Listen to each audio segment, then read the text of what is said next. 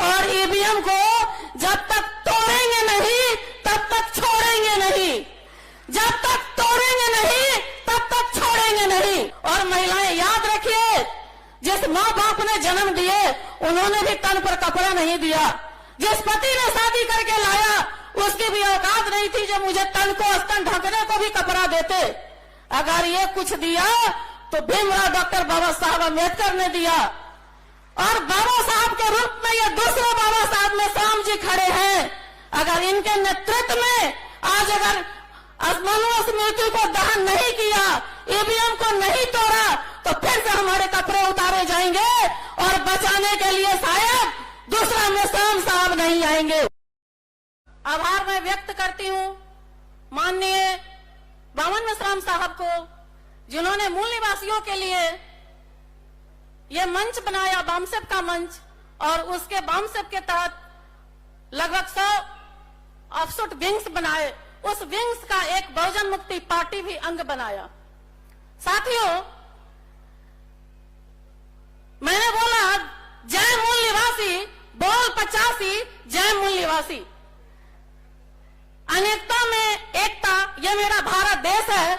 उसी तरह 6,743 जाति जो ब्राह्मणों ने बनाई, जिसमें 85% की आबादी हमारे मूल निवासियों के हैं, तो इसे जाहिर होता है कि ये 643 जो जातियां हैं उनकी एकता का ये मंच माननीय बावन मेश्राम साहब ने बना के हम लोगों पर बहुत बड़ा उपकार किया है। साथियों, कहते हैं कि शेरनी कभी सियार पैदा नहीं किया, शेरनी कभी सियार पैदा नहीं किया, अब बहुजनों की मां कभी गद्दार पैदा नहीं किया, कभी गद्दार पैदा नहीं किया। तो साथियों, हमारे बहुत से साथी ईवीएम पर बोले हैं, आज ईवीएम विषय है और आपने बहुत कुछ सुना।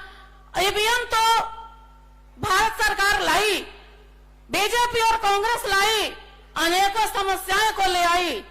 अब कोई रास्ता दिखता नहीं है इस मंच के सिवा आंदोलन करने का। ये आंदोलन मंच ही है जिसे हम ईवीएम को रोक सकते हैं। तो रोकेंगे कैसे, जरा इस पे बात करते हैं। इस भारत में लगभग 140 करोड़ की आबादी में आधी आबादी महिलाओं की है। आधी आबादी के हम मालिक हैं।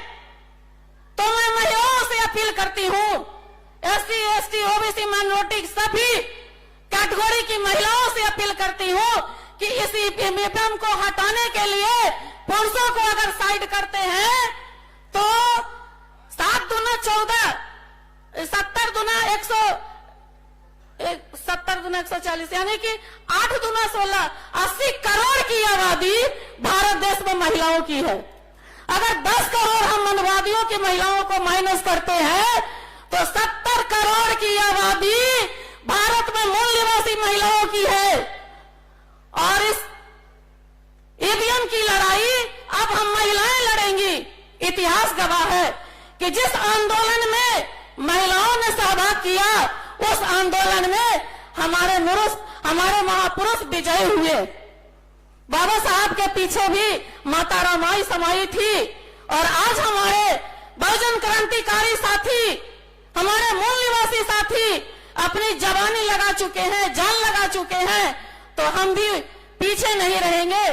संकल्प लीजिए हमारे महिला साथी, और उनके कदम में कदम मिला करके ईवीएम को तोड़ने के लिए तैयार हो जाइए। क्योंकि ये ईवीएम ही है जो अभी मणिपुर की घटना आपके सामने है।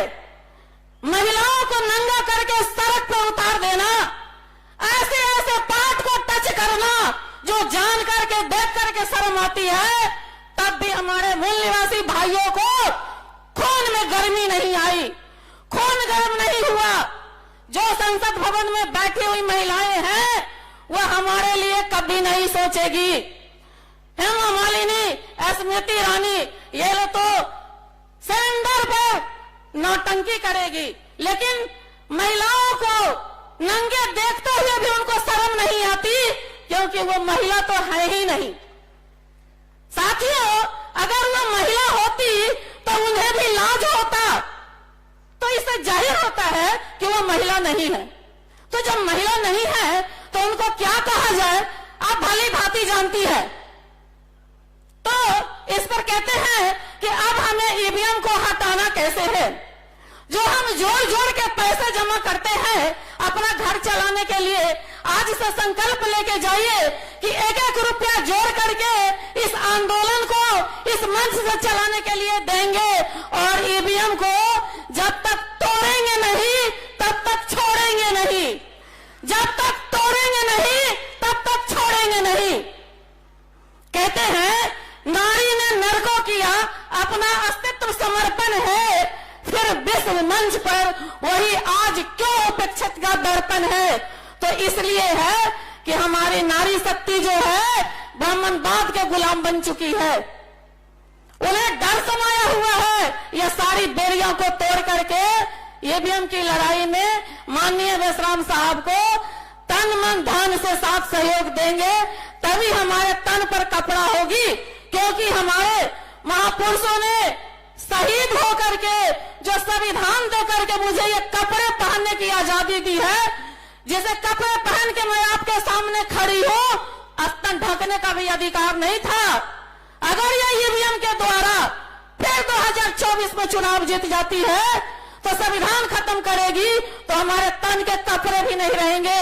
और महिलाएं याद रखिए, जिस माँ बाप ने जन्म दिए उन्होंने भी तन पर कपड़ा नहीं दिया। जिस पति ने शादी करके लाया उसकी भी औकात नहीं थी जो मुझे तन को स्तन ढकने को भी कपड़ा देते।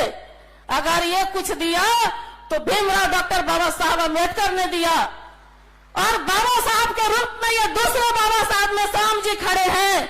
अगर इनके नेतृत्व में आज अगर मनुस्मृति को दहन नहीं किया, ईवीएम को नहीं तोड़ा, तो फिर से हमारे कपड़े उतारे जाएंगे और बचाने के लिए शायद दूसरा मेश्राम साहब नहीं आएंगे। तो साथियों, मैं बिहार की धरती भगवान बुद्ध की कर्मभूमि, महावीर की जन्मभूमि और गणतंत्र दिवस और गणतंत्र की वैशाली, मैं बिहार की बेटी हूँ और आपको संकल्प लेके दा जाती हूँ। इस मंच से जितने भी SC ST OBC की महिलाएं हैं, ईवीएम को तोड़ने में साथ सहयोग देंगे, और ईवीएम को फोड़ने में सबसे पहले मैं आगे रहूंगी, मैं आगे रहूंगी।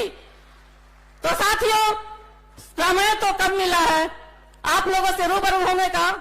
इन्हीं शब्दों के साथ मैं अपनी बात को विराम देती हूँ और एक बात कहती हूँ कि बहुजन मुक्ति पार्टी जो बनाई गई है, शासन प्रशासन का जो सफर तय करना है, उस पार्टी के लिए, उस पार्टी में हमारे जितने भी भारत के मूल निवासी साथी हैं, गार्जियन हैं, भाई बंधु हैं, उनको गृह प्रवेश करना चाहिए। दूसरे के घर में कब तक रहोगे, लात मार के निकाल देंगे। इसीलिए बहुजन मुक्ति पार्टी अपना घर है। मैं आवाज देती हूँ, आप लोग आके गृह प्रवेश करें और 2024 और 25 के चुनाव जो बिहार में है, सही सही नेतृत्व करके अपनी भागीदारी को लाए। जय मूल निवासी, नमो बुद्धाय, जय मूल निवासी, जय संविधान।